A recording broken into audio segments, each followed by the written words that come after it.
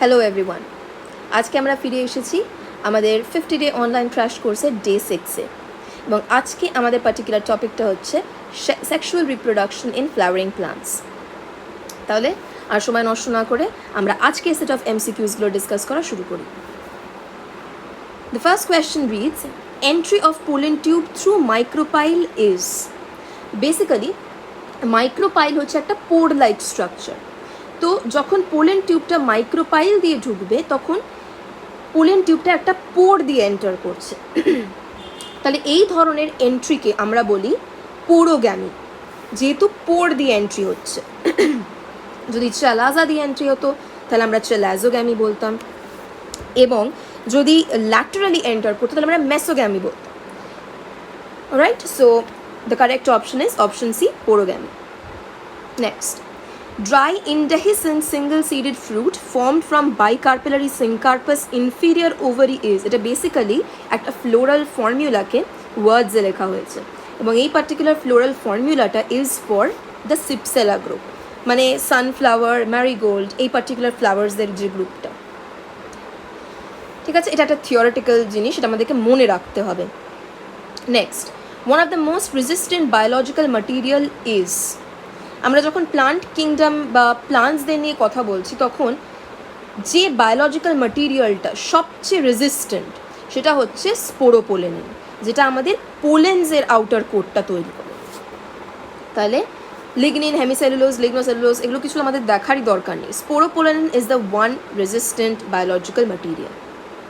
Next, when funiculum, chalaza and micropyle lie in one straight line, then the ovule is called. এগুলো যখন এই ফিউনিকুলাম, চালাজা, micropyle যখন এক লাইনে লাই করে তখন আমরা সেটাকে কি বলি, সেই ওভিউলটাকে কি বলি? এক লাইনে স্ট্রেট থাকা মানে অর্থ, তাহলে এটাকে আমরা বলবো অর্থোট্রোপাস।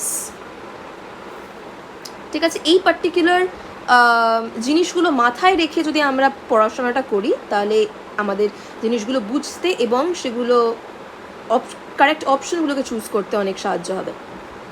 Next, female gametophyte of angiosperms is represented by, basically gametophyte মানে গ্যামেট প্রডিউসিং যে স্ট্রাকচারটা, তাহলে ফিমেল গ্যামেটস মানে আমাদের এগসটা, সেটা কোথায় প্রডিউস হচ্ছে?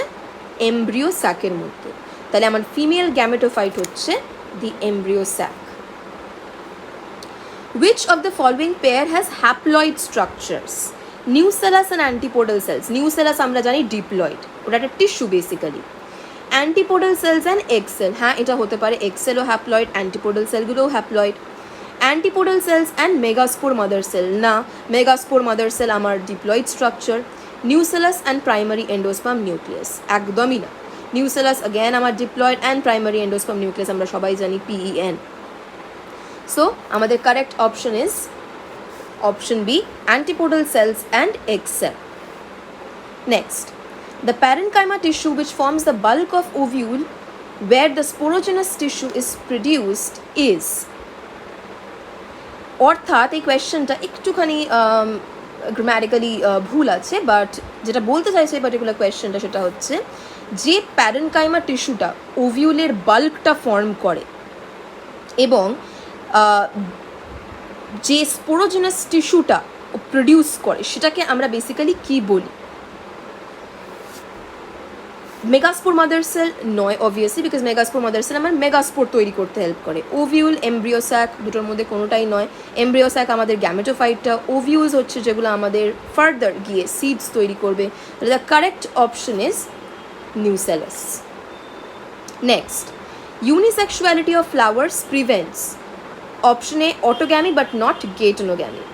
ইউনিসেক্সুয়ালিটি মানে হচ্ছে একটা ফ্লাওয়ারে একটাই পার্টিকুলার সেক্স থাকবে, কিন্তু অটোগ্যামি প্রিভেন্ট হলেও গেটনোগ্যামি বেসিক্যালি প্রিভেন্ট হয় না, কারণ একটা গাছের মধ্যে একটা ফ্লাওয়ার মেল আর একটা ফ্লাওয়ার ফিমেল থাকতেই পারে।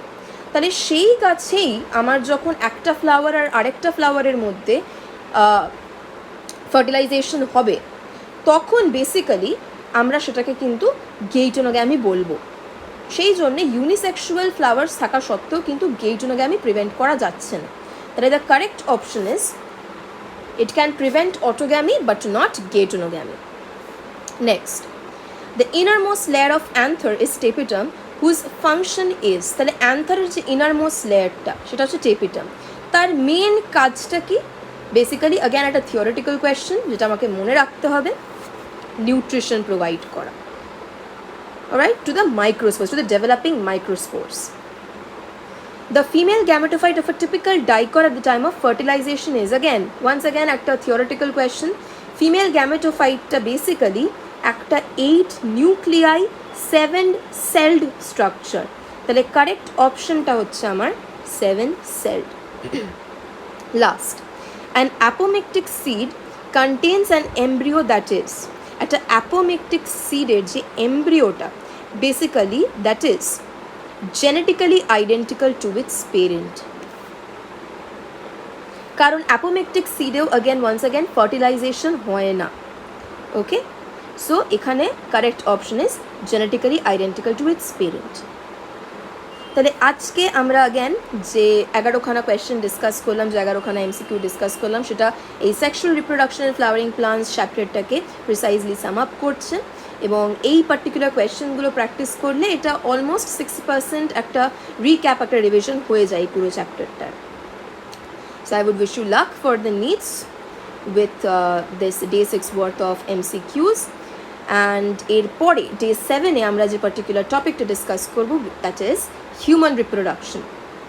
Until then, I would like যে তোমাদের যদি এই ভিডিওটা পছন্দ হয়ে থাকে তাহলে please do like, share and subscribe to our channel, and have a nice day.